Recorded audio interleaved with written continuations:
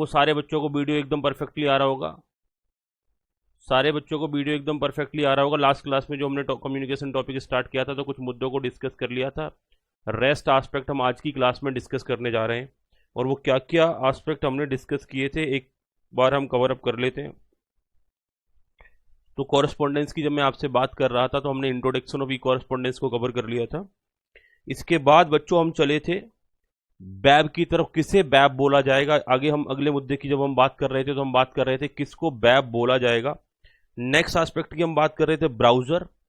Browser को हमने यहां पर एक्सप्लेन किया था। इसके बाद हम बात कर रहे थे कि जब हम ब्राउजर ओपन करते हैं तो उसमें वेरियस बटन्स होते हैं, वो सारे के सारे बटन का क्या क्या फंक्शंस होता है, उन सारे फंक्शंस को एक एक करके क्लियर करने वाले हैं हम, एक एक करके इन सारे एस्पेक्ट को यहाँ पर कवर अप करने वाले हैं। तो पहले बच्चों मैं बात करूंगा आपके साथ में, फर्स्टली मैं आपको बात करूंगा back button and forward button के बारे में हम बात करेंगे।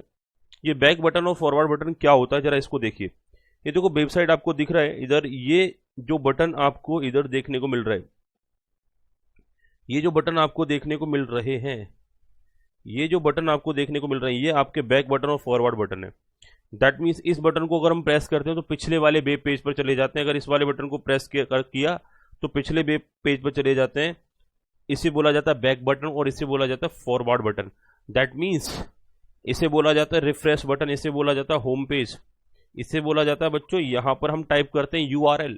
तो इस टाइप से हम फंक्शंस के बारे में बात करेंगे कि किस पर्टिकुलर आइटम को क्या क्या बोला जाता है। तो कई बार ये टेक्निकली भी हमारे लिए जरूरी होते हैं कि कोई हमको गाइड कर रहा है, हमसे बोला URL में ये टाइप करो, तो हमको समझ नहीं आता, हम कई बार URL पता नहीं क्या समझ लेते हैं। तो वो सारे एस्पेक्ट को यहाँ पर जानना जरूरी है हमारे लिए। तो बच्चों back button can used by you for going back to the previously visited web page.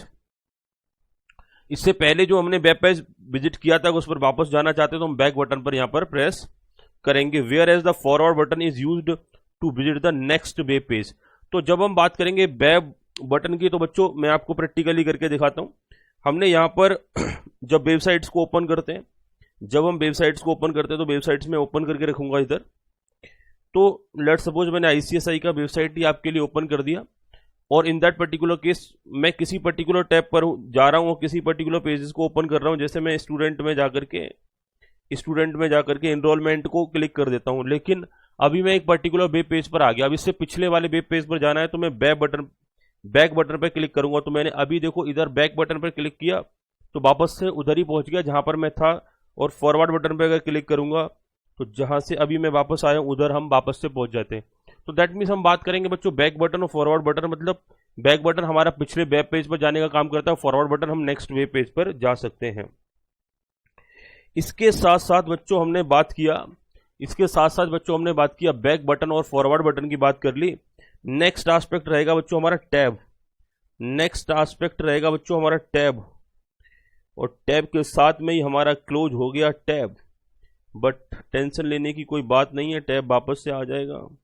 That means back और फॉरवर्ड बटन की जब हमने बात कर ली तो अगला बटन जो हमारा रहेगा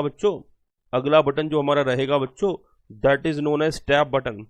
टैब क्या करता है, ये टैब बटन कौन सा बटन होता है? It allow you to view multiple web pages in a same browser without opening a new browser session. इनका कहना है कोई न्यू ब्राउजर ओपन करने की जरूरत नहीं, आप सेम ब्राउजर में मल्टीपल वेब पेजेस अगर आप ओपन करना चाहते हो तो उसके लिए नए नए टैब ओपन कर लेते हो। बच्चे कह रहे हैं बताओ सर टैब किसे बोला जाता है? मैंने कहा ये लो बेटा, ये खुला हुआ है एक टैब, ये खुला हुआ है बेटा एक टैब, ये यहां पर जो खुला हुआ है ये एक टैब खुला हुआ है ऑलरेडी। जब हम बात करते हैं ICSI डॉट, तो मैंने यहां पर प्लस पर क्लिक करके दूसरा टैब ओपन कर दिया। यहां पर मैं कुछ भी ओपन कर सकता हूं, जैसे मान के चलो मैं यहां पर Gmail ID ओपन कर देता हूं, तो मैंने इधर Gmail ओपन कर दिया, तो सेकंड टैब। अब मैं थर्ड टैब में कुछ और ओपन करना चाहता हूं, मैंने थर्ड टैब में YouTube ओपन कर दिया। मैं फोर्थ टैब में कुछ और ओपन करना चाहता हूं, फोर्थ टैब में जाकर के मैं अगेन यहां पर ICAI CA इंस्टीट्यूट की वेबसाइट ओपन कर देता हूं, ICAI। तो ICAI पर क्लिक किया बच्चों, उधर मैंने नेक्स्ट टैब। तो आपको अलग ब्राउजर ओपन करने की जरूरत नहीं है। बच्चे कह रहे हैं ठीक है सर अलग ब्राउजर भी ओपन कर सकते हैं क्या सेम टाइम में? मैंने कहा हाँ जी बेटा, जैसे जी ICSI.student, ये एक ब्राउजर में मैंने ये वेबसाइट खोल रखी है, तो लेट सपोज मैंने एक माइक्रोसॉफ्ट एज, ये भी ब्राउजर है, इसको ओपन कर दिया, तो माइक्रोसॉफ्ट एज में मैंने यहाँ पर कुछ और ओपन कर लिया, तो यहाँ पर ICAI.com, दैट मीन्स ICAI हमने यहाँ पर ओपन कर दिया। तो माइक्रोसॉफ्ट का जो ब्राउजर है उसमें माइक्रोसॉफ्ट एज में मैं कुछ और ओपन कर रहा हूँ, सेम टाइम पर गूगल क्रोम में कुछ और ओपन कर रहा हूँ, तो मैं दूसरे ब्राउजर में मुझे जाने की जरूरत नहीं है, मैं अपने ही ब्राउजर के दूसरे टैब में एक नया विंडो ओपन कर सकता हूँ। तो यही बात यहां पर कन्वे की गई। टैब क्या काम करता है, सबसे पहले बैक बटन और फॉरवर्ड बटन की बात की गई, उसके बाद टैब बटन की बात की गई। नेक्स्ट बटन रहेगा बच्चों, नेक्स्ट बटन जो आपका रहेगा that was address bar, that was क्या रहेगा बच्चों, एड्रेस बार। अब हम बात करेंगे एड्रेस बार। ये एड्रेस बार क्या काम करता है, एड्रेस बार की हम बात करेंगे। Address bar also known as URL bar, इसे URL बार भी बोला जाता है। एड्रेस बार को हम URL बार भी बोल करके चलते हैं, also known as URL bar. URL is the place where you can type the web page address. आपने वेब पेज का एड्रेस टाइप करना होता है URL में, you want to retrieve from the web address. यानी कि एड्रेस बार की बात करें या URL बार की बात करें, जहां पर आप URL टाइप करते हो उसे बोला जाता है एड्रेस बार या फिर URL bar. It also display the address of the web page currently being visited by you. Example के तौर पर अगर हम चलें, मैं आपको ICSI का वेब पेज ओपन करके दिखा रहा हूं, तो देखो ICSI का इधर आपको ICSI.edu इधर दिख रहा होगा बेटा, ICSI.edu आपको इधर दिख रहा है, ये एड्रेस दिख रहा है। ये एड्रेस को डिस्प्ले करने का भी काम करता है जो वेब पेज पर आप अभी हो, और ये एक वेब पेज को सर्च करने का भी काम करता है। जैसे एग्जाम्पल के तौर पर मैंने यहां पर टाइप किया www, कहां गया मेरा टाइप बटन, ओके आ गया, www.ICAI.com,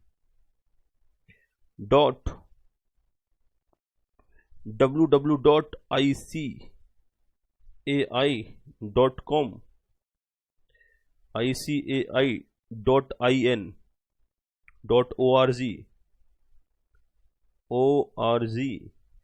मैंने एक वेबसाइट का एड्रेस टाइप कर दिया, अब दूसरी वेबसाइट ओपन हो गई। तो दैट मीन्स हम बात करते हैं कि जब हम डिफरेंट वेब पेजेस की बात करते हैं, डिफरेंट इस URL की बात करें, तो ये URL बार होता है, कंप्लीट इसमें एड्रेस टाइप किया जाता है, ये कंप्लीट URL बार है, इसमें एड्रेस टाइप किया जाता है। साथ ही साथ में इसमें से हम किसी वेबसाइट के एड्रेस को चेक भी कर सकते हैं। जब हम डिफरेंट टैब पर जाकर के डिफरेंट वेबसाइट में जाते हैं तो URL बार में उसका एड्रेस आ रहा होता है, क्योंकि वेब पर किस एड्रेस पर इस वेबसाइट से कनेक्टेड कंटेंट लोकेटेड है वो सारा का सारा URL हमको टाइप करना पड़ता है। वापस से आते हैं बच्चों, वापस से आते हैं और देखते हैं। हमने बात किया सबसे पहले बैक बटन और फॉरवर्ड बटन, फिर टैब बटन, फिर एड्रेस बार। एड्रेस बार की बात करें तो एड्रेस बार बेसिकली हमारा कहां पर है, ये देखो ICSI.edu करके जो आ रहा है, ये हमारा एड्रेस बार रहेगा। साथ ही साथ में अगला चलते हैं नेक्स्ट एस्पेक्ट पर, रीसेंट हिस्ट्री।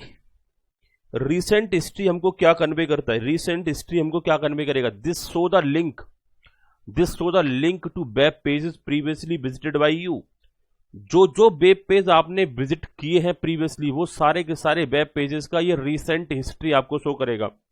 तो अलग अलग ब्राउजर्स में अलग अलग जगह पर हिस्ट्री का ऑप्शंस दिख रहा होता है। जैसे मैं आपसे बात करूं कहां गई हिस्ट्री, ये देखो। अब जैसे डिफरेंट जो हमारे जो ब्राउजर्स होते हैं उनकी सेटिंग्स अलग अलग होती हैं, तो उनकी सेटिंग्स में जाकर के, जैसे मैं इस ब्राउजर की सेटिंग ओपन करता हूं, new tab window, new incognito window, history आ गया बेटा। हिस्ट्री पे क्लिक करूंगा तो इस पर्टिकुलर टैब की हिस्ट्री खुल के आ जाएगी। जैसे मैंने हिस्ट्री पे क्लिक किया तो ये देखो साइड बाई साइड आपको हिस्ट्री में काफी सारा एस्पेक्ट इधर दिख रहा है। तो ICSI से कनेक्टेड थिंग्स हम ज्यादातर यहाँ ओपन करते रहते हैं, तो वही सारी चीजें आपको इधर देखने को मिल रही हैं। तो बच्चों हम एक ब्राउजर के थ्रू हम हिस्ट्रीज में भी जा सकते हो। हिस्ट्री क्या करता है, जो प्रीवियसली जो आपने जो वेब पेज ओपन करे वो सारे वेब पेज आपको इधर देखने को मिल रहे हैं। चलो वापस चलते हैं। हिस्ट्री बटन की हमने बात कर ली, इसके बाद हम रिफ्रेश बटन की बात कर लेते हैं। रिफ्रेश बटन की हम बात कर लेते हैं। ये रिफ्रेश बटन क्या करता है, वेबसाइट को रीलोड करने का काम करता है। कई बार वेबसाइट खुलती है तो प्रॉपरली अगर नहीं खुली है, या अटक अटक के आपकी खुल रही है, तो उस दौरान ये रिफ्रेश बटन अलग अलग ब्राउजर में अलग अलग लोकेशन पे हो सकता है। जैसे कि मैं अभी आपको इसमें दिखाऊं तो ये देखो रिफ्रेश बटन इधर ही दे रखा है, मतलब वेबसाइट दोबारा से रिफ्रेश हो जाएगी। अगर आधी अधूरी खुली हुई कुछ इन्फॉर्मेशन नहीं है, अगर अटक गई है, तो इन दैट पर्टिकुलर केस इसे रिफ्रेश करो और यहां से फिर आपकी वेबसाइट दोबारा से ओपन हो जाएगी, री ओपन हो जाएगी। तो रिफ्रेश बटन इसमें इधर दे रखा है, किसी अनोदर ब्राउजर में कहीं अनोदर प्लेस पर भी हो सकता है।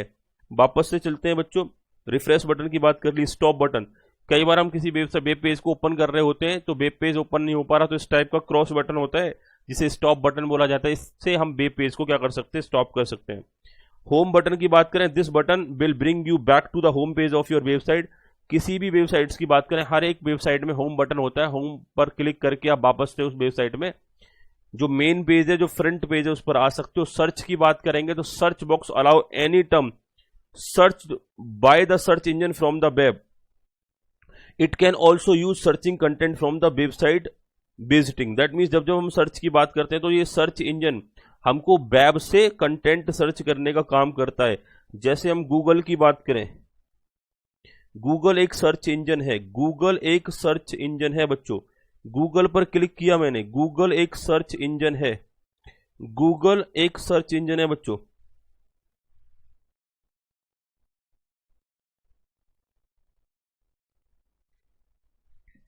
गूगल एक सर्च इंजन है बेटा, और ये गूगल जो सर्च इंजन है इसकी अगर मैं बात करूं, तो यहां पर हम कुछ भी सर्च करेंगे तो वेब से उसे सर्च कर सकते हैं। उस पर्टिकुलर एस्पेक्ट को उसे हम क्या कर सकते हैं, वेब से सर्च कर सकते हैं। तो बेसिकली जो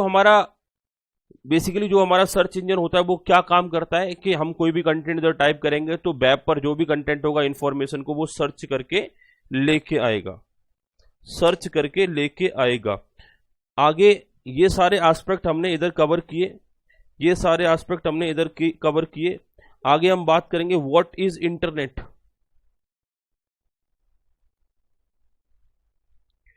अब देखो सारे के सारे टैब का मीनिंग आपको क्लियर हो गया। सारे टैब मैंने आपको प्रैक्टिकली करके भी दिखाए कि कौन सा वाला टैब क्या काम करता है। What is the internet. अब अगला मुद्दा आता है कि सर ये इंटरनेट क्या है। इंटरनेट के बारे में हम पहले भी बात कर चुके हैं, लेकिन अभी हमको थोड़ा सा डिटेल में समझने की जरूरत है। ये इंटरनेट क्या है, इस एस्पेक्ट को हमें कवर अप करने की जरूरत है।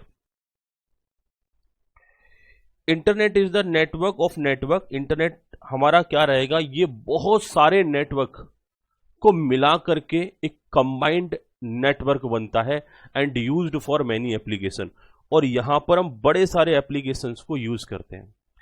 इंटरनेट क्या है, ये बहुत सारे नेटवर्क को मिला करके एक ब्रॉडर नेटवर्क बनता है। और दैट मीन्स इस इंटरनेट को चलाने के लिए लॉट मोर एप्लीकेशन, जैसे हम ब्राउजर्स की बात करते हैं, जैसे हम डिफरेंट टाइप के जो रूल्स होते हैं, जो प्रोटोकॉल्स होते हैं, जैसे हम हाइपर टेक्स्ट ट्रांसफर प्रोटोकॉल की बात कर रहे थे, HTTP की बात कर रहे थे, HTML की बात कर रहे थे। तो डिफरेंट एप्लीकेशंस, डिफरेंट एस्पेक्ट हमारे यूज होते हैं जब हम इंटरनेट की बात करते हैं। Internet allow you to share resources and application in easy manner. Internet की मदद से आप फास्टेस्ट मैनर में थिंग्स को शेयर कर सकते हो, और वो भी काफी easy. The internet can carry any digital signal. Internet can carry any digital signal such as the text, graphics, sound, video and animations. Internet के थ्रू आप क्या क्या कर सकते हो, डिजिटल सिग्नल भेज सकते हो। इंटरनेट के थ्रू डिजिटल सिग्नल्स के माध्यम से, डिजिटल सिग्नल्स के थ्रू आप टेक्स्ट, वीडियो, ग्राफिक्स, साउंड और एनिमेशंस आप भेज सकते हो। सर ये कैसे भेजा जाता है, क्योंकि कंप्यूटर हमारा डिजिटल समझता है। डिजिटल का मतलब सिर्फ 0 और 1, 0 और 1, 0 और 1, इस टाइप की कोडिंग को समझता है। या तो कंप्यूटर के लिए कोई फिक्स थिंग्स 0 होती है या फिर 1 होती है। तो 0 1 के कॉम्बिनेशन में बहुत सारी चीजों को कोड किया जाता है, और then after each and every aspect के लिए कोड बनाते हैं, और उसी कोड के थ्रू हमारे वीडियोस, हमारे ईच एंड एवरी टाइप का टेक्स्ट, ग्राफिक्स, साउंड, सारी की सारी चीजें 0 1 की कोडिंग में ही ट्रांसफर होती हैं। दैट मीन्स हमने बात किया कि कंप्यूटर की बात करते हैं तो कंप्यूटर से जो भी डाटा कम्युनिकेट किया जाता है वो डिजिटल में आपका कम्युनिकेट किया जाएगा। सर हमने एक वर्ड एनालॉग और सुना है। एनालॉग बिल्कुल आपने सुना होगा, और जो मैं आपसे बोल रहा हूं आप उसे सुन रहे हो। तो जब ह्यूमन बोल रहा होता है, दूसरा उसे समझ रहा होता है, सुन रहा होता है, वो एनालॉग सिग्नल्स होते हैं। और एनालॉग सिग्नल्स उतने ज्यादा करेक्ट नहीं होते, उतने ज्यादा ऑथेंटिक सिग्नल्स नहीं होते, उनसे बेटर तरीके से हम चीज़ों को कम्युनिकेट नहीं कर सकते। एनालॉग सिग्नल्स की बड़ी सारी लिमिटेशंस होती हैं। बट जितने भी हम इंटरनेट के बारे में बात करें तो इंटरनेट के केस में हमेशा डिजिटल सिग्नल से ही सारी चीज़ों को ट्रांसफर किया जाता है। Today's internet has thousands of network, बड़े सारे नेटवर्क से millions of user using the many services. The internet is a massive network of network और नेटवर्किंग इंफ्रास्ट्रक्चर। वही बात घुमा फिरा करके बार बार की जा रही है कि बड़ा नेटवर्क है, नेटवर्क ऑफ नेटवर्क है। इन connect millions of computer together globally forming a network. जब मिलियंस ऑफ कंप्यूटर आपस में कनेक्टेड होते हैं और एक जब नेटवर्क बनाते हैं, दैट पर्टिकुलर नेटवर्क को बेसिकली हम क्या कहते हैं, एक इंटरनेट की कैटेगरी में रखते हैं। Information that travel over the internet does so via a variety of language known as protocols. इनका कहना है जब कोई इंफॉर्मेशन इंटरनेट पर ट्रेवल करती है तो वो variety of language, different different language में हो सकती है, डिफरेंट डिफरेंट तरीके के कोडिंग सिस्टम पर बनी हुई एस्पेक्ट हो सकते हैं। तो उन सारे के सारे जो चीजें ट्रेवल करती हैं उनको हम वेरियस प्रोटोकॉल्स के थ्रू मैनेज करते हैं, वेरियस प्रोटोकॉल्स के थ्रू एक दूसरे के पास भेज रहे होते हैं, जिससे हर एक सिस्टम में उनको देखा जा सके। इंटरनेट यूजेस टीसीपी और आईपी ट्रांसमिशन प्रोटोकॉल और internet protocol as its basic protocol on which many more application level protocols have been developed. इनका कहना है कि जब जब हम इंटरनेट की बात करते हैं तो इंटरनेट पे जो डाटा ट्रांसफर होता है वो टीसीपी और आईपी प्रोटोकॉल के तहत ट्रांसफर होता है। दैट मीन्स एक हमने प्रोटोकॉल पढ़ा था बच्चों, एक हमने प्रोटोकॉल पढ़ा था, उस प्रोटोकॉल का आपने फुल फॉर्म बताना है HTTP। जल्दी लिख करके बताइए इसका, इस प्रोटोकॉल का फुल फॉर्म क्या था, जल्दी से बताइए। एक टीसीपी प्रोटोकॉल की मैं बात कर रहा हूं, एक इंटरनेट प्रोटोकॉल आईपी की मैं बात कर रहा हूं, टीसी की मैं बात कर रहा हूं। तो एचटीटीपी की हमने बात की थी hyper text transfer protocol, hyper text transfer protocol. और टीसीपी की बात कर रहा हूं ट्रांसमिशन कंट्रोल प्रोटोकॉल, ट्रांसमिशन को ये कंट्रोल करेगा। आईपी का मतलब इंटरनेट प्रोटोकॉल, आईपी का मतलब रहेगा इंटरनेट प्रोटोकॉल। ये डिफरेंट डिफरेंट प्रोटोकॉल्स होते हैं, इनकी मदद से, प्रोटोकॉल्स मतलब रूल्स और रेगुलेशन होते हैं जिससे डाटा ट्रांसफर होता है। एचटीटीपी में हम क्या पढ़ रहे थे कि जब दो कंप्यूटर अपने आप में बात करना चाहते हैं और ये हेट्रोजेनियस कंप्यूटर है, मतलब एक तरीके के कोडिंग सिस्टम पर नहीं बने, अलग अलग कोडिंग सिस्टम पर बने, इनको आपस में कम्युनिकेट करना इनके लिए बहुत मुश्किल है। तो यहां पर पिक्चर में आता है एचटीटीपी कि ये एचटीटीपी क्या करेगा, ये एचटीटीपी दोनों के बीच में कम्युनिकेशन एस्टेब्लिश करेगा। दोनों एक दूसरे की बात को समझ पाएंगे, इंटरप्रेट कर पाएंगे, ट्रांसलेट कर पाएंगे, देख पाएंगे। टीसीपी और आईपी क्या काम करते हैं, जब डाटा इंटरनेट पर ट्रेवल करता है, जा रहा है डाटा, जा रहा है डाटा, और अचानक से टाइम ज्यादा हो गया, कई बार आपको इंफॉर्मेशन मिलता है टाइम आउट। हालांकि आज का नेटवर्क थोड़ा सा स्ट्रांग होता जा रहा है, आजकल ये इंफॉर्मेशन बहुत, ये मैसेज काफी कम मिलते हैं, लेकिन जब इंटरनेट इंफ्रास्ट्रक्चर जब कम थे उस दौरान इस टाइप की समस्याएं ज्यादा आती थी। तो टीसीपी और आईपी की बात कर रहे हैं, डाटा आप तक पहुंच रहा है, लेकिन रास्ते में कोई अवरोध आ गया, बाधा आ गई, ट्रैफिक जाम लग गया। बच्चे कह रहे हैं डाटा में भी ट्रैफिक जाम लगता है। हाँ बेटा हाँ, डाटा में भी ट्रैफिक जाम लगता है, और इसीलिए जब डाटा जाता है वो पैकेट्स में चलता है, पैकेट स्विचिंग होती है, और वो सारी की सारी पैकेट्स एक जगह जाके असेंबल होती हैं। कई बार आपने देखा हो कोई वेबसाइट आप खोलते होगे तो अचानक से कोई इमेज आ गया, फिर कोई टेक्स्ट मैटर सबसे पहले आता होगा, फिर इमेज आते हैं, फिर उसके बाद उसमें कोई वीडियो फाइल है तो वो बहुत लेट जा करके आती है अगर इंटरनेट स्लो हो। तो पैकेट्स का ये फायदा होता है कि सारे के सारा डाटा जब ट्रांसफर होता है इंटरनेट पर तो वो डाटा जाता है छोटे छोटे टुकड़ों में, और छोटे छोटे टुकड़ों में जाकर के बाद में जाकर के एक जगह जाकर के यही सारा डाटा, सारे पैकेट्स इकट्ठे हो जाते हैं, और जैसे डिसेंबल होता है इधर जाकर के वो टुकड़ों में जो तोड़ा जाता है और वापस से जाकर के वो फिर कैसे जैसे तोड़ा गया वैसे ही जाकर के रीअरेंज हो जाता है। तो that is known as packet switching. तो ये टीसीपी और आईपी प्रोटोकॉल है, कैसे डाटा को ट्रांसमिट करना है, किस रूट से ट्रांसमिट करना है, कैसे पहुंचेगा पैकेट्स में, कैसे टूटेगा ये डाटा, ये सारा का सारा एस्पेक्ट बच्चों टीसीपी और आईपी प्रोटोकॉल ये हमारे कवर अप कर लेते हैं। तो मैं बात कर रहा था बेटा HTTP hyper text transaction protocol की, या हम बात करें टीसीपी और आईपी प्रोटोकॉल, ये सारे के सारे प्रोटोकॉल की अगर हम बात करें ये इंटरनेट के लिए ही डेवलप करेंगे और इंटरनेट के दौरान इनको यूज किया जाता है। तो इंटरनेट की अगर हम इन जनरल बात करें तो ये बड़े सारे नेटवर्क को मिलाकर के बना हुआ एक ग्रेटर नेटवर्क। अगला जो मुद्दे की हम बात करेंगे इंटरनेट और वेब इन दोनों के बीच में क्या डिफरेंस है। इंटरनेट और वेब की बात करें तो इन दोनों के बीच में क्या डिफरेंस रहेगा। तो इंटरनेट वर्सेस वेब दोनों का कंपैरिजन करेंगे तो term internet and world wide web are often used in everyday speech without much distinction. कई बार हम दोनों को पहले भी हम इस सारे मुद्दे पर बात कर चुके हैं, लेकिन अगेन दोबारा से स्पेसिफिकली हेड के तौर पर यहां बात कर रहे हैं कि इंटरनेट और वेब को कई बार साइमल्टेनियसली एक ही एज्यूम किया जाता है। Internet is a global system of interconnected computer network. ये एक ग्लोबल सिस्टम है, और ग्लोबल सिस्टम किसका? Interconnected computer networks. That mean जो बड़े सारे जो कंप्यूटर आपस में कनेक्टेड है, इंटरकनेक्टेड है, उन सारे के सारे इंटरकनेक्टेड जो नेटवर्क है, दैट मीन्स मल्टीपल नेटवर्क्स जो हमारे बने हुए उन सारे नेटवर्क्स को ये आपस में क्या कर देता है? कनेक्ट कर देता है। तो इसे हम ग्लोबल नेटवर्क बोल सकते हैं। इंटरनेट को हम क्या बोल सकते हैं बच्चों? Global network. आगे हम बात करेंगे इंटरनेट की बात करें, web is one of the service that run on the internet. But web की बात करते हैं तो एक सर्विस है जिसके थ्रू हम इंफॉर्मेशन को क्या कर सकते हैं? एक्सेस कर सकते हैं। It is a collection of, web की बात करेंगे तो it is a collection of document and other resources link by hyperlink and URL. मतलब जो वेरियस रिसोर्स और इंफॉर्मेशन जो एक दूसरे से लिंक है, उन लिंक्स को फॉलो करते करते हम जो रिसोर्सेज को एक्सेस कर सकते हैं। Transmitted by the web browser and web server. इनको वेब सर्वर या वेब ब्राउजर के थ्रू ट्रांसमिट किया जाता है। सर वेब सर्वर क्या होता है? जहां ये इंफॉर्मेशन स्टोर होती है। और वेब ब्राउजर्स क्या होते हैं? जहां से इस इंफॉर्मेशन को रिट्रीव कर रहे होते हो। जैसे बच्चों अभी हम बात कर रहे हैं, मैं आपको यहां से क्लास पढ़ा रहा हूं, तो मेरी क्लास यहां से अपलोड हो रही है और सर्वर पर जा रही है, और सर्वर से आप सारे बच्चों को इस क्लास को कहीं ना कहीं कम्युनिकेट किया जा रहा है। तो दैट मीन्स हम बात करें वेब सर्वर क्या होता है? जहां से आपको इंफॉर्मेशन मिलती है।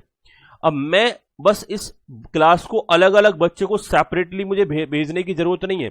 मैं बस उठा करके इस क्लास को कहां पहुंचा रहा हूं? सर्वर पर पहुंचा रहा हूं, और सर्वर से सारे बच्चों को क्या हो रहा है? ऑटोमेटिकली इस क्लास का डिस्ट्रीब्यूशन हो रहा है। तो जब जब हम बात करते हैं, जो हमारा वेब होता है basically collection of document and resources होता है, जिसको वेरियस लिंक के थ्रू आपस में कनेक्ट किया जाता है, और जहां से वो इंफॉर्मेशन एक्सेस की जाती है with the help of web browser. और ये इंफॉर्मेशन जो एक्सेस की जाती है वो कहां से एक्सेस किया जाती है?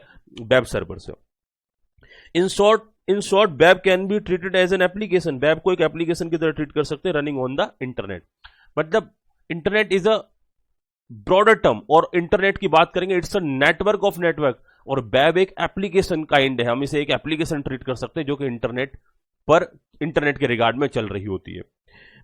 Viewing a web page on the World Wide Web normally begins either by typing a URL page into the web browser or following a hyperlink। इनका कहना है जब जब हम किसी वर्ल्ड वाइड वेब पर नॉर्मली किसी वेब पेज को देखना चाहते हैं या एक्सेस करना चाहते हैं, या तो उसका एड्रेस टाइप कर देते हैं सीधा, या फिर हम क्या कर देते हैं? लिंक को फॉलो कर लेते हैं, वेरियस लिंक को फॉलो करते हैं, और देन आफ्टर हम उस पर्टिकुलर वेब पेज पर पहुंच जाते हैं।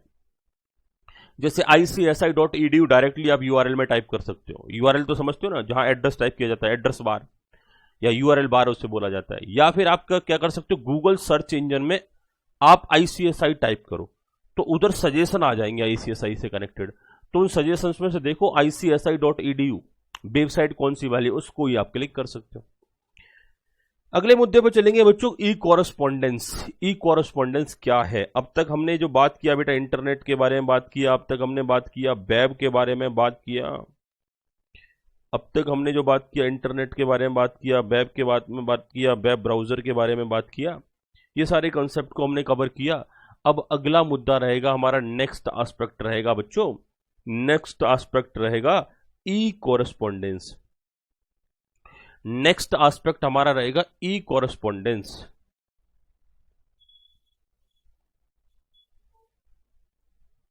सर ये ई कॉरेस्पॉन्डेंस क्या है? जनरली पहले हम जो लेटर्स के थ्रू कम्युनिकेशन करते थे या ओरली कम्युनिकेट करते हैं, आज की डेट में वही सारा कम्युनिकेशन इलेक्ट्रॉनिक मीडियम में होता है, और one person to another person, the letter written by one party to another party and answer thereto is called the correspondence of the party. उसको क्या बोला जाता है? कॉरेस्पॉन्डेंस बोला जाता है। But such correspondence is done through the electronic signals by internet is known as e correspondence. फिर हम बच्चों से क्या बोल सकते हैं? ई कॉरेस्पॉन्डेंस बोल सकते हैं। जब यही सारा काम किया जा रहा हो किसके थ्रू? इंटरनेट के थ्रू। तो जो हम वेरियस लेटर्स के थ्रू वेरियस तरीके से जो आपस में एक दूसरे को इंफॉर्मेशन भेज रहे थे, एक दूसरे से कनेक्ट कर रहे थे, तो that is known as correspondence. But जब वही कॉरेस्पॉन्डेंस इलेक्ट्रॉनिक मीडियम से होता है, with the help of digital signature होता है, डिजिटल सिग्नल्स होता है, with the help of internet होता है, तो उसे बोला जाता है प्यारे बच्चों ई कॉरेस्पॉन्डेंस। बच्चे कह रहे सर समझ में आया, लेटर लिखा, फिजिकल फॉर्मेट में लिखा, कॉरेस्पॉन्डेंस। व्हाट्सएप मैसेज कर दिया, ई कॉरेस्पॉन्डेंस। हाँ बेटा हाँ, व्हाट्सएप भी आपके ई कॉरेस्पॉन्डेंस की पार्ट्स ही है। E correspondence commonly known as email correspondence, इसे कई बार ईमेल कॉरेस्पॉन्डेंस भी बोला जाता है और इलेक्ट्रॉनिक कॉरेस्पॉन्डेंस भी बोला जाता है, क्योंकि ज्यादातर जो इंफॉर्मेशन सेंड की जाती हैं वो ईमेल्स के थ्रू की जाती थी, लेकिन आज के टाइम में तो इतना सारा कंसेप्ट आ गया है, व्हाट्सएप आ गया है, टेलीग्राम आ गया है, तो इनके थ्रू भी बड़ा सारा कॉरेस्पॉन्डेंस चलता रहता है और इजी टू यूज भी होता है। जैसे ईमेल की बात करें तो फॉर्मल, उसे ओपन करो, फिर ड्राफ्ट करो, कंपोज करो, व्हाट्सएप कुछ भी लिखो और सेंड करो जल्दी से। तो fastest mode of communication, fastest mode of correspondence की हम बात कर सकते हैं। तो हम बात करते हैं ई कॉरेस्पॉन्डेंस को कई बार ईमेल कॉरेस्पॉन्डेंस या इलेक्ट्रॉनिक कॉरेस्पॉन्डेंस बोला जा सकता है। एग्जामिनेशन में इस टाइप का क्वेश्चन बन सकता है कि e correspondence known as email correspondence और इलेक्ट्रॉनिक कॉरेस्पॉन्डेंस, बोथ और नन ऑफ दीज। तो आप क्या टिक करोगे? Both. An electronic method for providing you the important information on your email address, you must supply a valid email address in order to receive the information by email. For example, csprithysingclasses@gmail.com। जैसे example के तौर पर हम बात करते हैं, जब भी कोई हम कॉरेस्पॉन्डेंस रिसीव करना चाहते हैं तो उसके लिए आपको प्रॉपर एक वैलिड ईमेल एड्रेस देना पड़ता है। कंसेप्ट ऑफ ईमेल, ये ईमेल क्या है, यहां पर भी एग्जामिनेशन में आपके but but normal inbox text message is example of E correspondence और नॉट? यस बेटा बिल्कुल। ई कॉरेस्पॉन्डेंस में इन्होंने क्या बोला? सिंपली ये बोला इलेक्ट्रॉनिक वे, इलेक्ट्रॉनिक सिग्नल्स, यानी कि जो भी इलेक्ट्रॉनिक सिग्नल से जाएगा। पुराने जमाने में गाना सुना होगा, चिट्ठी आई है चिट्ठी आई है। तो जो चिट्ठी आई होती थी वो होता था बेटा कॉरेस्पॉन्डेंस। और अब जब चिट्ठी ना आए, उसकी जगह कोई मैसेज आए, कोई व्हाट्सएप आए, कोई फेसबुक से मैसेज आए, इंस्टाग्राम, टेलीग्राम, किसी से भी मैसेज आए, वो सारा का सारा आपका ई कॉरेस्पॉन्डेंस की कैटेगरी में आएगा। बट मेल कॉरेस्पॉन्डेंस फॉर्मली ज्यादा प्रीफर किया जाता है, बाकी सारे ई कॉरेस्पॉन्डेंस ही है बट इनफॉर्मल होते हैं, जनरली उतने ज्यादा फॉर्मली नहीं होते। लेकिन व्हाट्सएप को काफी हद तक अभी फॉर्मली, जो फॉर्मल वर्क होते हैं उनमें यूज किया जाने लगा है। तो जो इलेक्ट्रॉनिक सिग्नल से जाएगा वो ई कॉरेस्पॉन्डेंस होगा, जो इंटरनेट से जाएगा वो ई कॉमर्स होगा, जो फिजिकली जाएगा वो ई कॉमर्स नहीं होगा। मैं आपसे अगले मुद्दे की बात करता हूं, concept of email. Concept of email, email क्या है? Email stand for electronic mail. ये एग्जामिनेशन का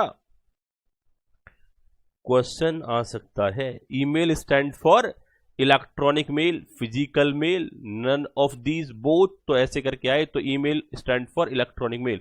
it is called the process of. Email क्या है? ये प्रोसेस है एक, जिसमें क्या होता है, सेंड करते हैं, सेंडिंग और रिसीविंग अ कंप्यूटर फाइल और message by computer modem over the telephone wires and to a preselected mail box और एड्रेस टू अनदर कंप्यूटर। बड़ा लंबा सा डेफिनेशन दिखा। अब इसको फिजिकली अगर हम देखें, ईमेल है क्या? सेंड करना या रिसीव करना कोई फाइल या कोई message by a computer modem. अब ये थोड़ा जो डेफिनेशन ही बनाया पुराने जमाने की टेक्नोलॉजी को, आजकल तो मॉडेम पता भी नहीं होता कहां होता है।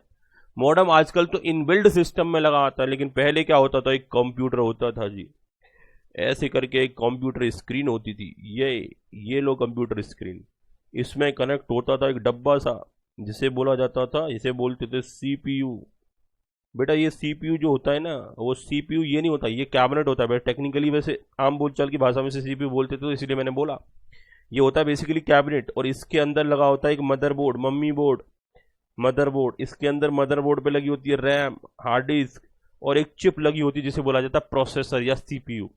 तो जो मदरबोर्ड होता है, मदरबोर्ड से कनेक्ट होती है हार्ड डिस्क, मदरबोर्ड से कनेक्ट होते हैं सीपीयू, फैन, मदरबोर्ड से कनेक्ट होते हैं, सीपीयू मदरबोर्ड से कनेक्ट होती है, रैम तो सब कुछ मदरबोर्ड से कनेक्ट होता है, इसीलिए उसे बोला जाता है मम्मी बोर्ड, मदरबोर्ड, क्योंकि बिना मदर के कुछ भी पॉसिबल नहीं है। बच्चों हमने यहाँ पर इसको इससे कनेक्ट कर देना होता है, एक कीबोर्ड अलग से टाइप कर देना होता है, उसको भी कर देते हैं मदरबोर्ड से कनेक्ट, एक माउस होता है उसको भी कर देते हैं मदरबोर्ड से कनेक्ट। ये पुराने पीसी होते थे, इसमें अलग से एक कई बार मॉडेम लगाना पड़ता था, फिर एक केबल आके मॉडेम में लगती थी, देन आफ्टर हमारा कनेक्शन जुड़ता था। तो पहले बड़ा तामझाम था इंटरनेट की बात करें, आज की डेट में तो सीधा लैन केबल लो, गलत रफ कर दिया, आज की डेट में तो सीधा लैन केबल आकर के लग जाता है आपका, चाहे आपका लैपटॉप हो या पीसी हो। आजकल के एडवांस मदरबोर्ड आ रहे हैं, उसमें इनबिल्ड हमारा क्या होता है, मॉडेम होता है। मॉडेम क्या होता है, मॉडेम क्या होता है जरा इसे समझो, पहले ये समझो मॉडेम होता क्या है। Modem is a modulator demodulator. Sir क्या बोल दिया, मॉडेम की अगर फुल फॉर्म की बात करें तो मॉडेम की इटसेल्फ फुल फॉर्म होती है मॉड्यूलेटर डीमॉड्यूलेटर। मतलब ये देखो आपका, जैसे कि एक आपका पीसीएम एग्जांपल के तौर पे फिजिकल मॉडेम यहाँ रख लेता हूँ, ये आपका मॉडेम से कनेक्ट है, फिर ये कनेक्शन है चाहे वायरलेस मोड या वायर्ड मोड पर, और ये दूसरे वाले सिस्टम का मॉडेम है, और फिर ये मॉडेम दूसरे वाले सिस्टम से कनेक्ट है, और देन आफ्टर ये देखिए। तो अब ये मॉड्यूलेटर डीमॉड्यूलेटर क्या करते हैं, जैसे आपका ये सिस्टम, ये पीसी है, अभी कई बार क्या होता है पीसी में जो डाटा ट्रांसफर होता है वो डिजिटल टू डिजिटल हो जाता है, लेकिन कई बार जो पहले जो ट्रांसफर के जो मोड होते थे वो एनालॉग में होते थे। एनालॉग मोड पर जब ट्रांसफर डाटा किया जाता था तो उस दौरान जो मॉडेम लगाना पड़ता था, क्योंकि कंप्यूटर समझता है सिर्फ डिजिटल सिग्नल को, ये वाला कंप्यूटर भी सिर्फ समझेगा डिजिटल सिग्नेचर। तो ये मॉडेम क्या करता था, पहले करता था मॉड्यूलेट, मतलब कन्वर्ट करता था एनालॉग डिजिटल सिग्नल को एनालॉग में, और देन आफ्टर ये ट्रांसफर करता था, और ट्रांसफर करने के बाद ये रिसीव करता था एनालॉग सिग्नल्स, और देन आफ्टर उनको कन्वर्ट कर देता था डिजिटल में।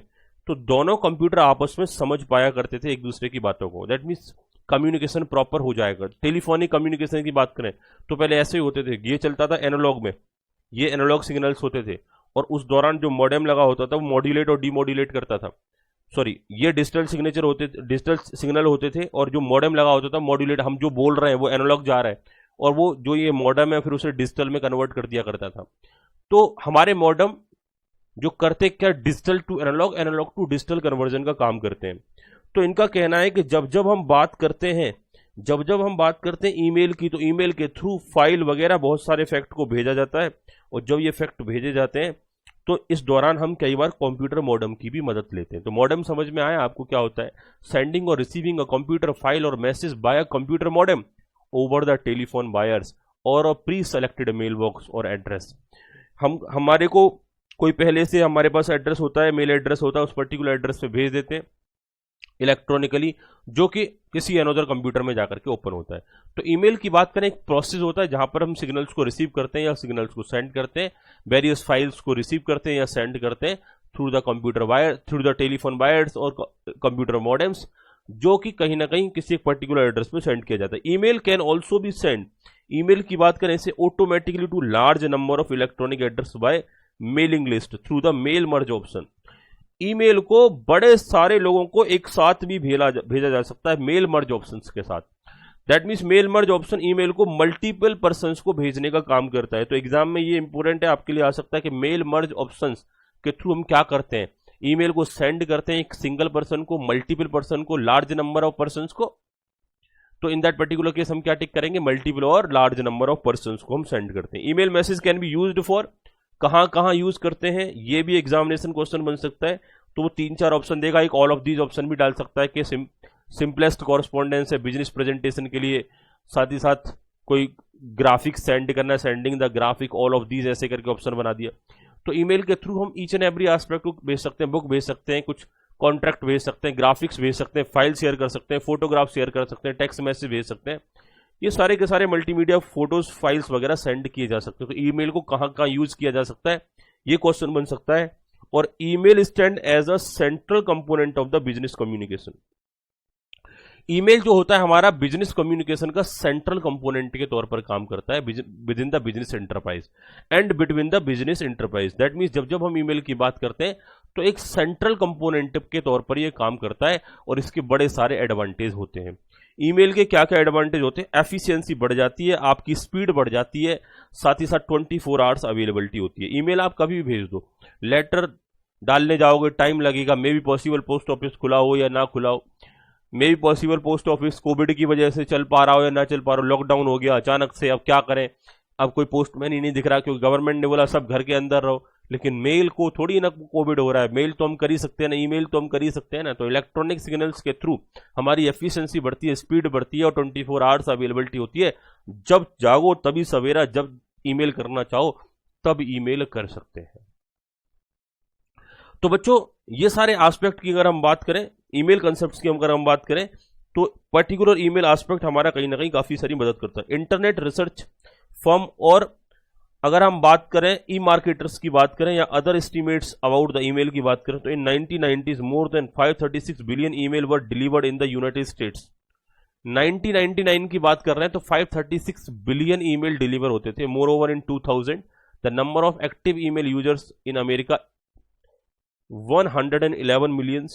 In 2019 active email user 3.9 billion approx, 3900 millions के अप्रोक्स हमारे ईमेल यूजर्स हैं। तो इन दैट पर्टिकुलर केस हम समझ सकते हैं कि कितना ईमेल का यूज बढ़ा है। आजकल हर एक पर्सन की एक ईमेल आईडी होती है, आपकी भी एक ईमेल आईडी होगी। तो जितना पॉपुलेशन बढ़ रहा है अकॉर्डिंगली एक एक पर्सन कई बार 10-10 मेल आईडी भी रखता है।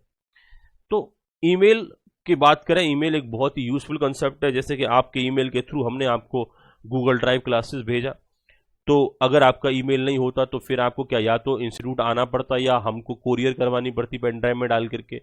लेकिन with the help of email हमने आपको जल्दी से लिंक भेज दिया, जल्दी से आपको क्लासेस भेज दी, जो आपकी विद इन फ्यू टाइम आप तक डिलीवर हो जाती है। हिस्ट्री ऑफ ईमेल, ईमेल की कुछ हिस्ट्री की बात कर लेते हैं, ईमेल से कनेक्टेड कुछ एस्पेक्ट्स की बात कर लेते हैं। ईमेल से कनेक्टेड कुछ क्वेश्चंस पूछे जा सकते हैं जो कि ईमेल की एक तरीके से हिस्ट्री रहेगी। वो क्या रहेगी बेटा, यहां तक बताइए, क्या इधर तक आपको सारा का सारा क्लियर है? कोई डाउट तो नहीं आ रहा? हालांकि टॉपिक ही ऐसा चल रहा है जिसमें आपको कोई डाउट आने की संभावना नहीं है। मुझे बताइए यहां तक सारे बच्चों को क्लियर हो रहा है ना? पता चला कि समझ में ही नहीं आ रहा आपको कुछ भी? बोलिए बच्चों, क्या आपको क्लियर हो रहा है? कोई डाउट तो नहीं? कोई डाउट हो तो मेरे को बता देना बेटा, रिपीट कर दूंगा मैं। हिस्ट्री ऑफ मेल की बात करें, ईमेल की बात करते हैं, तो इन्होंने बोला rightly said the necessity in the mother of all inventions, यानी कि इन्होंने बोला कि आवश्यकता ही आविष्कारों की जननी है। Necessity is the mother of all invention, जब जरूरत पड़ती है तो इन्वेंशंस होते हैं। जैसे कि कोविड से पहले लाइव क्लासेस का उतना ज्यादा ट्रेंड नहीं था, लाइव क्लासेस का उतना ज्यादा प्रीफर नहीं किया जाता था। लाइव क्लास और पेन ड्राइव क्लास किसी को बोल दिया तो सामने वाले को लगता था कैसे समझ में आएगा, आ ही नहीं सकता।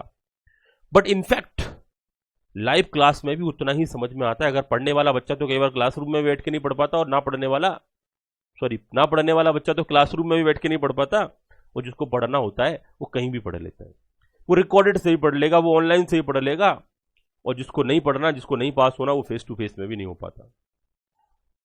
मैटर वाली बात यह है कि फायदे कितने हैं।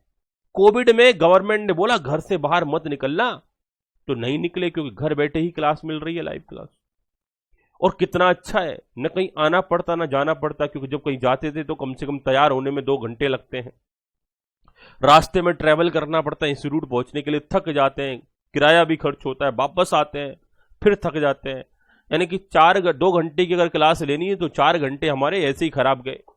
तो एफिशिएंसी कम होगी या नहीं होगी? लेकिन अगर जैसे ही कोविड आया, जरूरत महसूस हुई, बाहर नहीं निकल सकते, तो घर के अंदर ही कुछ अरेंजमेंट हो जाए।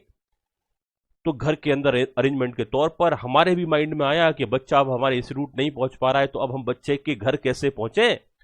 तो डिसाइड किया चलो लाइव एप्लीकेशंस पर काम करते हैं, हम इधर से पढ़ाएंगे, बच्चा घर देख करके, घर बैठ करके पढ़ेगा।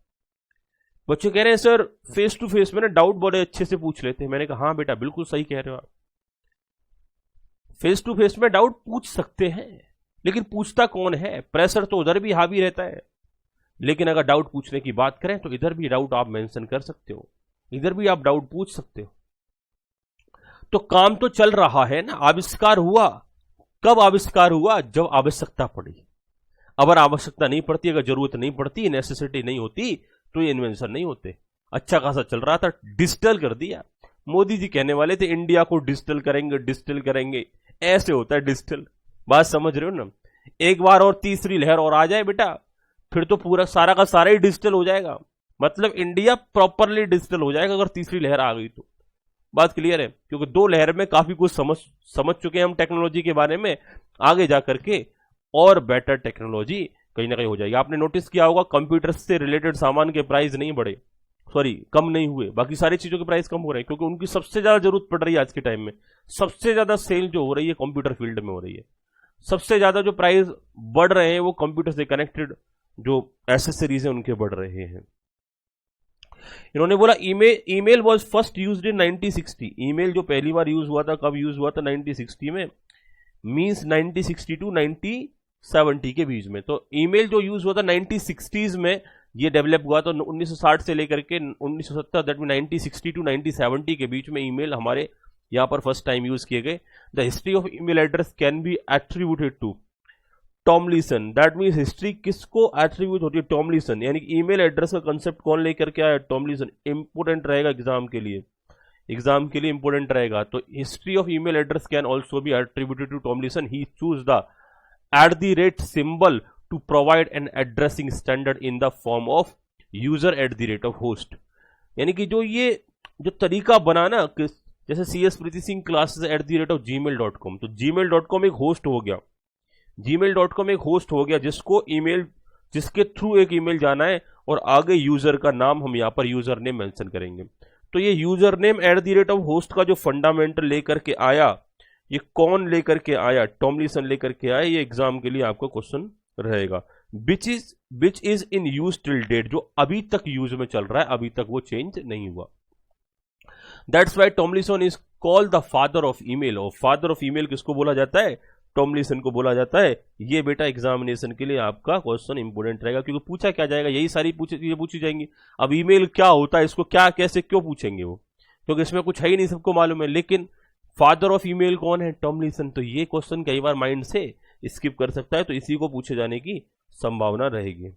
इन 1965 की अगर हम बात करें तो MIT की बात करें, MIT was the first to demonstrate the use of the first email system known as mail box. MIT institution की अगर हम बात करें, इन्होंने फर्स्ट जो हमारा कहीं ना कहीं ये जो ईमेल सिस्टम है यानी मेल बॉक्स सिस्टम, इन्होंने सबसे पहले ये डेमोन्स्ट्रेट किया कि किस तरीके से एक मेल बॉक्स सिस्टम काम करता है।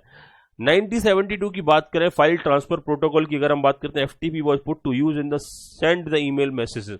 दैट मीन्स ईमेल मैसेज को यूज करने के लिए 1972 में फाइल ट्रांसफर प्रोटोकॉल को यूज किया गया कि फाइल को एक जगह से दूसरी जगह तक ट्रांसफर करने की कुछ रूल्स रेगुलेशन होने चाहिए। तो file transfer protocol is a network protocol used for transfer of the computer files between the client and server using separate control and data connections.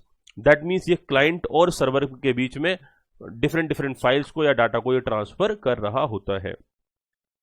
The main drawback here was the FTP created a separate mail for every recipient and then dispatched it, which result in the loss of precious memory space। यानी कि file transfer protocol FTP की बात करें तो ये जो FTP protocol में एक दिक्कत थी कि ये जो यहाँ पर मेमोरी को ज़्यादा यूज़ करता था, क्योंकि ईच एंड एवरी मेल के लिए ये सेपरेटली कहीं ना कहीं ये थिंग्स को जनरेट कर रहा होता था। ईच एंड एवरी मेल को सेपरेटली ये डिस्पैच कर रहा होता था। 1974 में email is improved from email in its improved form was being used by the US military। US military ने 1974 में से यूज किया। efforts to organize the email की अगर हम बात करें, ये और बेटर रिजल्ट प्रोवाइड करने लगे 1975 में, जो कुछ और एडिशनल एफर्ट्स लगाए गए और यहां पर और बेटर रिजल्ट्स मिलना चालू हो गए। और a general operation area known as email account was created for the users who wanted to avail the email services। और 1975 में बात करें तो यहां पर ईमेल अकाउंट्स का एक जनरल फंडामेंटल आया कि यूजर्स अपने लिए ईमेल अकाउंट क्रिएट कर सकते हैं जो मेल रिसीव करना चाहते हैं। Access controlling was done by giving the users a secret password which only he और सी वुड नो। जैसे कि आपको ईमेल अकाउंट क्रिएट करने पर एक पासवर्ड मिलता है, सेम वही तरीका यहां पर स्टार्टिंग में यूज किया गया 1975 में कि अपने ईमेल एड्रेस को एक्सेस करने के लिए, अपने ईमेल अकाउंट को एक्सेस करने के लिए आप पासवर्ड डाल करके अपने ईमेल अकाउंट को ओपन कर सकते हो। Separate folder were created depending upon the purpose, like inbox for the incoming message and outbox for the outgoing message. That means यहाँ पर सेपरेट फोल्डर बनाए गए, जो मैसेज सेंड कर रहे हैं उसके लिए आउटबॉक्स, जो मैसेज आ रहा है उसके लिए inbox. 1976 was a watershed unusual year in the history of email marketing। यहां पर अगर ईमेल की बात करें, email service was being offered in commercial package, यहां पर इन्हें कॉमर्शियल पैकेज के तौर पर सेल आउट किया जाने लगा। And per minute charge were applicable to those using the these services. 1976 में पर मिनट चार्जेस भी लगाए गए अगर आप ईमेल सर्विसेज को यूज करो। This lead to the requirement of the offline reading. और यही एक रीजन था कि जो पर्सन्स थे उन्होंने कहीं ना कहीं डिसाइड किया कि वो ईमेल को ऑनलाइन रीड नहीं करेंगे, ऑफलाइन रीड करेंगे, क्योंकि इसके पर मिनट चार्ज आते हैं। This lead to development of the application like Microsoft Outlook. और इसकी वजह से माइक्रोसॉफ्ट आउटलुक जैसे सर्विसेज डेवलप हुए जिनमें मेल रिसीव होने के बाद उन्हें ऑफलाइन में आप पढ़ सकते थे। In the early 1980 the more efficient SMTP, ये एग्जामिनेशन में इसका फुल फॉर्म आ सकता है simple mail transfer protocol, SMTP। ये फुल फॉर्म एग्जामिनेशन में आ सकता है सिंपल मेल ट्रांसफर प्रोटोकॉल। तो SMTP more efficient protocol develop हुआ, जो कि मेल पर्पज से ही डेवलप किया गया, जो कि ईमेल्स को सेंड करने के काम आता था। प्रोटोकॉल का मतलब रूल्स एंड रेगुलेशन, बार बार हम बात कर रहे हैं, इंटरनेट के लिए लॉट मोर प्रोटोकॉल्स चलते हैं, लेकिन पहले SMTP हम यूज नहीं कर रहे थे, फाइल ट्रांसफर प्रोटोकॉल ही यूज कर रहे थे, लेकिन लेटर ऑन फिर हमने SMTP पर काम करना चालू कर दिया। लेकिन SMTP के इनिशियल जो वर्जन थे वो फॉर्जरी वगैरह को रोकने में कहीं ना कहीं कामयाब नहीं हुए। वो प्रॉपर तरीके से वेरिफिकेशन या ऑथेंटिसिटी नहीं कर पाते थे यूजर की। साथ ही साथ इन्होंने बोला email viruses, worm and spammers begin exploiting these loopholes in the SMTP and even though may new and improved version have been released और this problem continue to be addressed till date। इनका कहना है SMTP का जो initial version था वो viruses या जो स्पैमर्स होते थे या जो कहीं ना कहीं SMTP में जो लूप होल्स होते थे उनका जो फायदा उठाने वाले पर्सन्स थे वो उनका गलत इस्तेमाल करने लगे। तो SMTP का एक अपडेटेड वर्जन आ गया जिसमें इन प्रॉब्लम्स को काफी हद तक रोका गया, बट अब तक इसे एड्रेस किया जा रहा है, अब तक उस पर्टिकुलर लूप होल को खत्म करने का प्रयास किया जा रहा है। तो SMTP is use to send message. POP एक होता है पोस्ट ऑफिस प्रोटोकॉल, इसका भी फुल फॉर्म एग्जामिनेशन में आ सकता है, is standard for receiving email. यानी SMTP जो यूज होता है वो मैसेज को सेंड करने के लिए यूज होगा, और पोस्ट ऑफिस प्रोटोकॉल यहां पर पोस्ट ऑफिस प्रोटोकॉल जो रिसीव होगा मैसेज को पोस्ट ऑफिस प्रोटोकॉल मैसेज को रिसीव करने के लिए यूज होगा, और SMTP प्रोटोकॉल मैसेज को सेंड करने के काम आएगा। यानी SMTP के थ्रू हम बच्चों कर रहे हैं सेंड, और पोस्ट ऑफिस प्रोटोकॉल के थ्रू मैसेज को क्या करते हैं, receive. Post office protocol POP protocol is used by the email client to retrieve message from the mail server using a connection. आगे हम बात करेंगे one drawback of POP is that it does not support offline retrieval of message. ये message का offline retrieval नहीं करता, ये online retrieval ही करता है।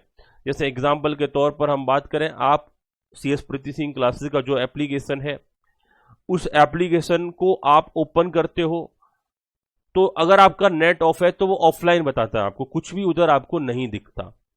तो दैट मीन्स आप अगर ऑफलाइन में चले गए उसके बाद एप्लीकेशन को खोल रहे हैं तो एप्लीकेशन में कुछ भी देखने को आपको नहीं मिलता, कुछ भी आपको उधर दिखाई नहीं देता। लेकिन जैसे ही नेट कनेक्शन ऑन करते हैं, रिफ्रेश करते हैं, तो आपको सारे के सारी चीजें, कंटेंट, मैसेज वगैरह सब कुछ दिखना चालू हो जाता है। इसका मतलब ये जो कंटेंट आ रहा है पोस्ट ऑफिस प्रोटोकॉल के तौर पर आ रहा है। जब नेट ऑन होगा, जब आपके दरवाजे खुले होंगे तो पोस्ट आएगी, अदरवाइज पोस्ट नहीं आएगी। This demerit has now been overcome by the more capable IMAP internet message access protocol. इस प्रोटोकॉल के थ्रू हम कई बार ऑफलाइन में भी थिंग्स को देख पाते हैं। जो एक बार हमको रिसीव हो गया वो हम दोबारा जाएंगे तो वो रिसीव हो जाएगा। कई जगह पर इंटरनेट मैसेज एक्सेस प्रोटोकॉल मिलता है, किन्हीं थिंग्स में होता है, किसी किसी में नहीं होता। This is how one come to know about the offline messages, that is the message received when the receiver is not signed in. Example के तौर पर आपके मोबाइल में जो ईमेल आईडी लॉगिन होती है आप उसमें देखते होंगे, अगर आप अपना नेट ऑफ कर दो तो ऑलरेडी जो मैसेजेस हैं पहले से पड़े हुए हैं वो सारे मैसेज आप देख पाएंगे, लेकिन आप नए मैसेज आप तक नहीं पहुंच पाएंगे। नए मैसेज तभी आएंगे जब आपको नेट ऑन करोगे। तो by the early 90s, free and user friendly is email service provider has taken the industry by the storm. Player like Yahoo, Hotmail, Gmail, Rediffmail were competing for the market share. और email के sector में अगर हम बात करें तो different different players email industry को grab कर रहे हैं। लेकिन आज की डेट में मैं आपको बताऊं, मोस्ट ऑफ दी जो मार्केट शेयर है वो जीमेल ने कवर अप कर रखा है। याहू, हॉटमेल, रेडिफमेल, इनके यूजर्स बहुत कम होते हैं। Current uses of email is very advance and at wider level. और आज की डेट में ईमेल को एडवांस और वाइडर लेवल पर यूज किया जा रहा है। अगले मुद्दे की बात करेंगे बच्चों, फीचर्स ऑफ ईमेल। ये बच्चों हम नेक्स्ट क्लास से करेंगे। आज की क्लास को मैं इधर ही होल्ड करता हूं। आज की क्लास थोड़ा सा शॉर्ट पीरियड ऑफ टाइम के लिए होगी। आज की क्लास एक सिंगल क्लास मेरे को करानी थी इस पर्टिकुलर सब्जेक्ट की, तो आज की क्लास को बेटा मैं इधर ही होल्ड करता हूं। इस क्लास को अब आगे नेक्स्ट क्लास में कंटिन्यू करेंगे, कल की क्लास में कंटिन्यू करेंगे। अभी के लिए बाय बाय बेटा, इधर ही होल्ड करते हैं। यहां तक तो किसी कोई डाउट नहीं ना? जल्दी से बताइए।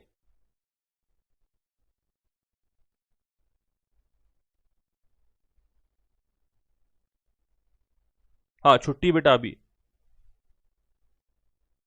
अब इसके बाद वाली क्लास नहीं होगी।